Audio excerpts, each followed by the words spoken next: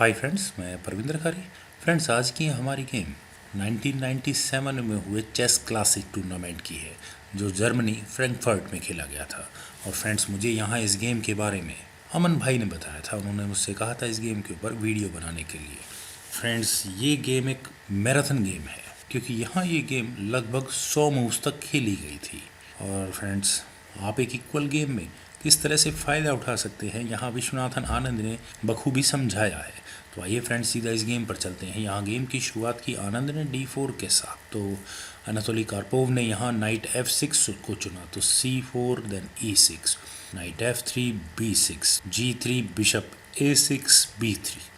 White ने अपने C4 pawn का डिफेंस किया, तो ब्लैक ने यहाँ अपने बिशप को B7 स्क्वायर पर रखा और गेम की कंपोजिशन को क्वींस इंडियन डिफेंस में ट्रांसपोज कर दिया। Bishop G2, bishop G4 check, तो बिशप D2 A5, और इसके बाद यहाँ दोनों साइड्स ने कैसल किया, क्वीन C2, तो night A6 then bishop G5। आनंद ने यहाँ इस नाइट को पिन किया, तो bishop E7 then knight C3, knight B4 queen पर अटैक, तो आनंद ने अपनी क्वीन को B2 स्क्वायर पर प्लेस किया। देन H6 बिशप पर अटैक, तो bishop takes F6, bishop takes F6 then A3।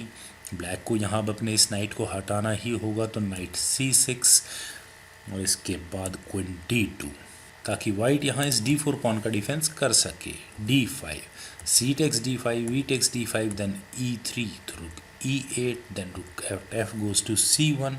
White की प्लानिंग यहाँ काफ़ी ज़बरदस्त है इस C7 पॉन पर प्रेशर बनाने की, तो queen D7, rook at A goes to B1, bishop E7, तो queen B2, queen D6, knight B5 then queen D7। Black ने अपनी क्वीन को नाइट के ऊपर से हटाया, रुक C2, देन रुक at E goes to C8, रुक eight B goes to C1। और यहाँ फ्रेंड्स, वाइट की इंटेंशंस बिल्कुल क्लियर है कि वो इस C7 पॉन पर प्रेशर बनाएंगे, तो बिशप F6 देन A4, रुक F8, नाइट E1। फ्रेंड्स, यहाँ ब्लैक ने अपने रुक को F8 स्क्वायर पर प्लेस ना करके यहाँ E8 स्क्वायर पर ही लेकर जाना चाहिए था। खैर, जो भी है, यहाँ ब्लैक ने किया रुक at A goes to E8। और मुझे ये मूव थोड़े अटपटे लगते हैं, जहाँ बिना किसी थ्रेट के ही ब्लैक का ये रुक थोड़ी देर के लिए तो ट्रैप हो ही गया है। नाइट D3, और यहाँ मेरे ख्याल से ब्लैक को भी अपने रुक्स की बैटरी तैयार कर लेनी चाहिए थे, लेकिन उन्होंने यहाँ किया बिशप D8, और शायद इस C7 पॉन का डर उन्हें अभी भी सता रहा होगा, क्योंकि वाइट का ये नाइट काफ़ी जल्दी इस E5 स्क्वायर पर आकर यहाँ कुछ गेम बना सकता है।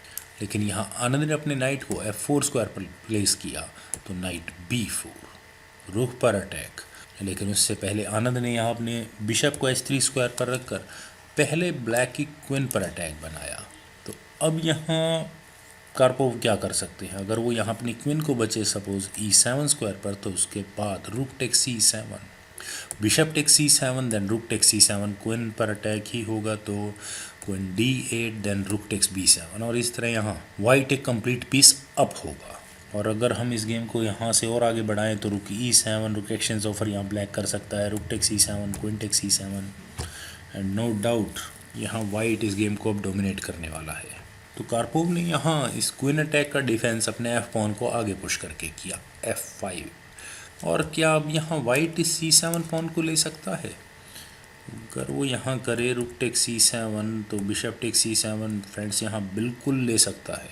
वही सब एडवांटेज यहाँ वाइट को अभी भी मिल सकता था, लेकिन यहाँ वाइट ने किया रुक D2, तो C6, नाइट पर अटैक, तो यह नाइट वापस C3 स्क्वायर पर, तो bishop C8 then knight A2, offering knight exchange, तो knight takes A2, queen takes A2 then rook F6, तो rook at D goes to C2।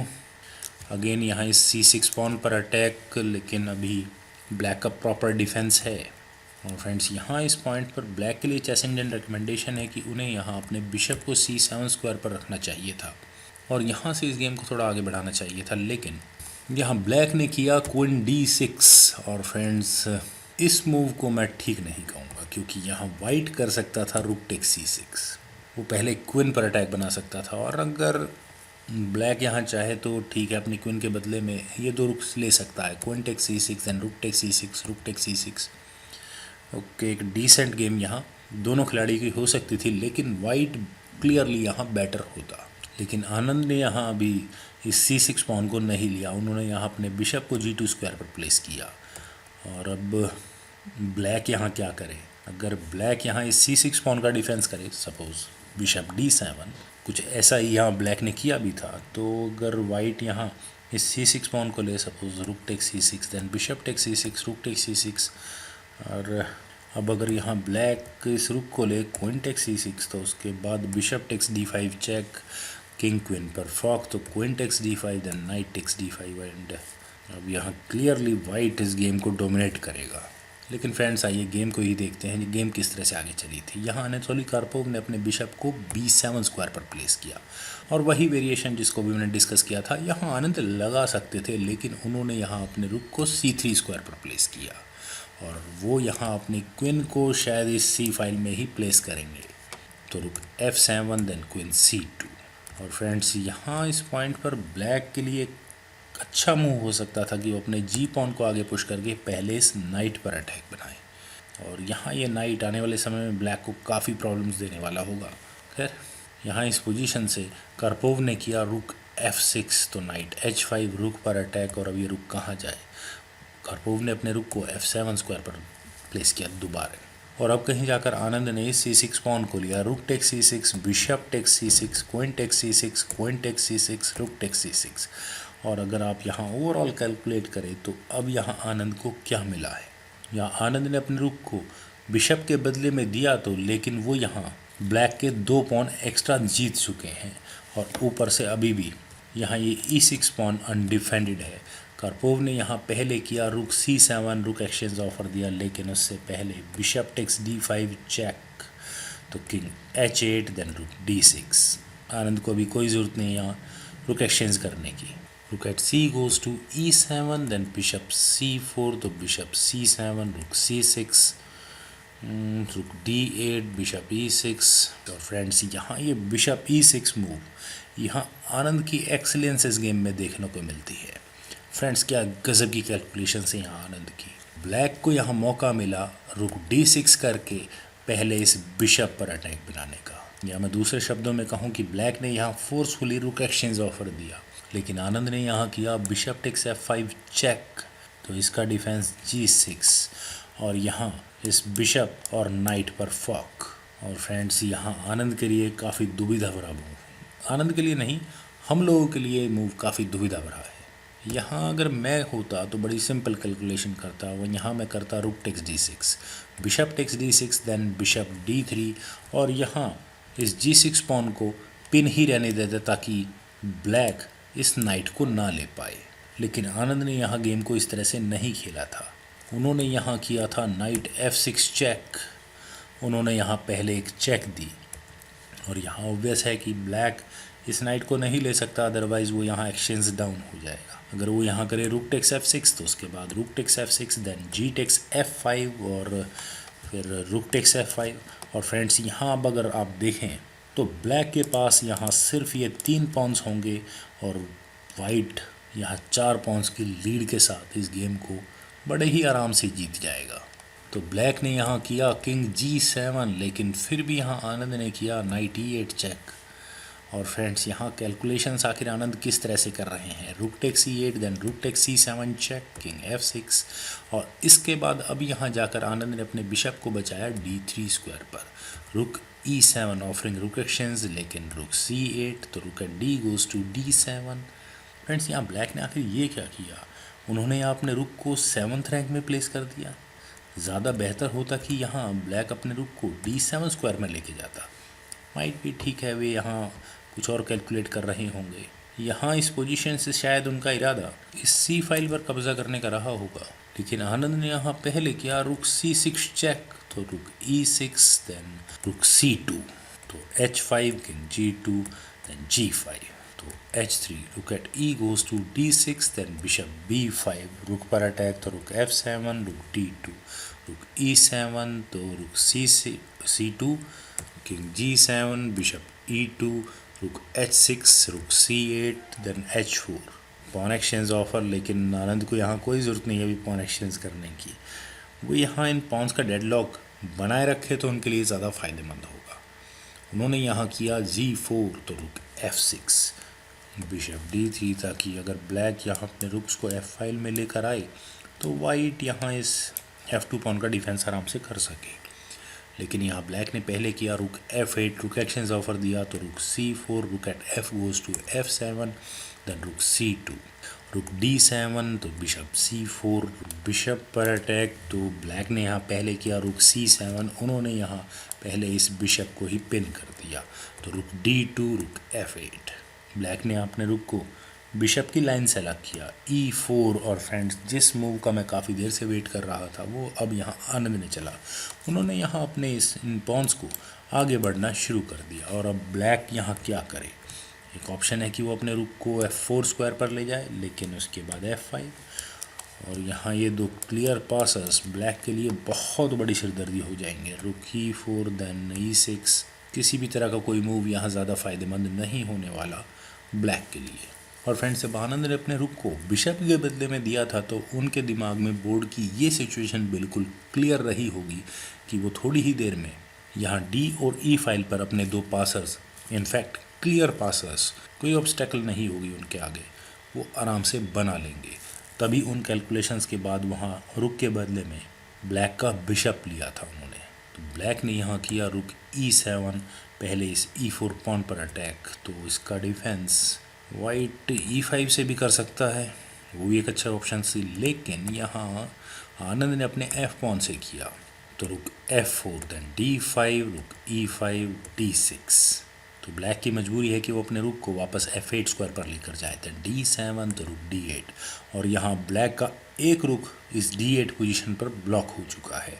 रुक D6 तो रुक C5 और रुक C5 move, okay, then king F2 तो king F8। और अब यहाँ ब्लैक की प्लानिंग अपने इस किंग को इन पॉन और रुक के नज़दीक लाने की है। तो bishop B5 then king E7, rook takes B6, रुक C2 चेक, तो किंग E3, रुक C3 चेक, तो किंग E2। और अब ब्लैक यहाँ क्या करे, उन्हें यहाँ एक पॉन मिल रहा है, अगर वो यहाँ करे रुक टेक्स B3 तो उसके बाद रुक G6, देन रुक B2 चेक, किंग E3, रुक B3 check, king D4, rook takes D7 check, bishop takes D7 no use, king takes D7, rook takes G5। और ब्लैक आखिर कब तक इन पॉन्स की भीड़ को रोक पाएगा। यहाँ करपोव ने किया रुक F8 और उन्होंने यहाँ पहले इस F3 पॉन पर अटैक बनाया तो रुक G6। अगर यहाँ आनंद सिंपल पॉन एक्सचेंज भी करें तो भी वो यहाँ एंड गेम में बहुत ज़्यादा फ़ायदे में रहने वाले हैं। यहाँ करपोव ने किया रुक एट C टेक्स F3 तो rook takes G5, then rook F2 check no use.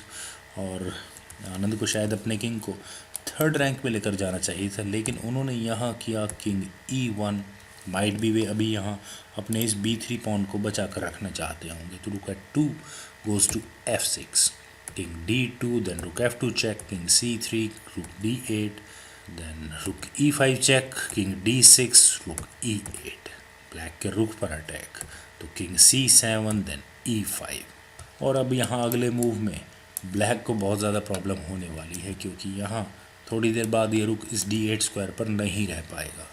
तो उन्होंने यहाँ किया rook takes D7, bishop takes D7, king takes D7, rook H8। और फ्रेंड्स अब अगर आप यहाँ इस एंड गेम को देखें तो आनंद ने जब अपने रुक के बदले में बिशप लिया था और इस सिचुएशन को देखें कि वे यहाँ अब इस एंड गेम में 3 पॉन्स अप हैं, क्या ज़बरदस्त कैलकुलेशन थी। यहाँ कार्पोव ने किया रुक F3 चेक तो king C4, rook takes H3, then रुक H6। फ्रेंड्स यहाँ आनंद शायद इस जी पॉन को अभी से ही आगे पुश करना शुरू कर सकते थे, लेकिन उन्होंने यहाँ अपने रुक को H6 स्क्वायर पर प्लेस किया, शायद वो अभी इस किंग को 6th रैंक में नहीं आने देना चाह रहे होंगे। तो रुक H1 then G5 H3 G6, king E6 तो रुक H8। और अब यहाँ ब्लैक क्या करे, क्या वो यहाँ इस H पॉन को आगे पुश करे। अगर यहाँ H पॉन आगे पुश भी हो तो उसके बाद G7 देन रुक G1, rook takes H2, rook takes G7, रुक H6 check, king takes E5, रुक H5 check, king D6, rook takes A5। और यहाँ इस एंड गेम के लिए अब ब्लैक के पास रिज़ाइन करने के अलावा और कोई दूसरा रास्ता नहीं होगा। जो एक्चुअल में वेरिएशन खेला गया था वो भी कुछ ऐसा ही था यहाँ इस पोजीशन से कार्पोव ने अपने रुक को G1 स्क्वायर पर प्लेस करके पहले ही G6 पॉन पर अटैक बनाया, तो rook takes H3, then rook takes G6, तो रुक D3, तो रुक G1, रुक D6 चेक। और अब ये किंग कहाँ जाए, अगर F5 स्क्वायर पर भी जाए तो भी कोई फ़ायदा नहीं, रुक A6, और ब्लैक का ये A5 पॉन यहाँ डाउन होगा ही होगा। तो ब्लैक ने यहाँ डिसाइड किया कि वो इस E5 पॉन को पहले लेंगे, किंग टेक्स E5, देन रुक D5 चेक, तो king E6, rook takes A5। और मेरे ख्याल से तो कार्पोव को यहाँ अभी ही इसी पोजीशन में ही रिज़ाइन कर देना चाहिए था, लेकिन उन्होंने यहाँ अपने किंग को मूव किया D7 स्क्वायर पर, तो रुक A6, देन किंग C7, रुक H6, किंग B7, तो A5। और फ्रेंड्स यहाँ इस मूव के बाद एनाटोली कार्पोव ने रिज़ाइन कर दिया। फ्रेंड्स कितनी सिंपल और कितनी इक्वलेंट गेम थी। यहाँ आनंद पहले एक्सचेंज डाउन हुए, लेकिन एंड गेम आते आते वे 2 पॉन्स अप थे, और शायद यही फ़र्क है एक नॉर्मल ग्रैंड मास्टर और एक वर्ल्ड चैम्पियन में। और फ्रेंड्स मैं यहाँ इस गेम को ख़त्म करने से पहले अमन भाई का ज़रूर धन्यवाद देना चाहूँगा, जिन्होंने एक काफ़ी इंटरेस्टिंग गेम के बारे में हम सभी लोगों को बताया। सो होपफुली फ्रेंड्स आपको ये वीडियो पसंद आई होगी। आप इस वीडियो को लाइक करें, शेयर करें, और मेरे इस यूट्यूब चैनल चेस गुरु को सब्सक्राइब करें, और आपके कमेंट्स का मुझे बेहद इंतजार रहेगा। Thank you for watching and bye for now.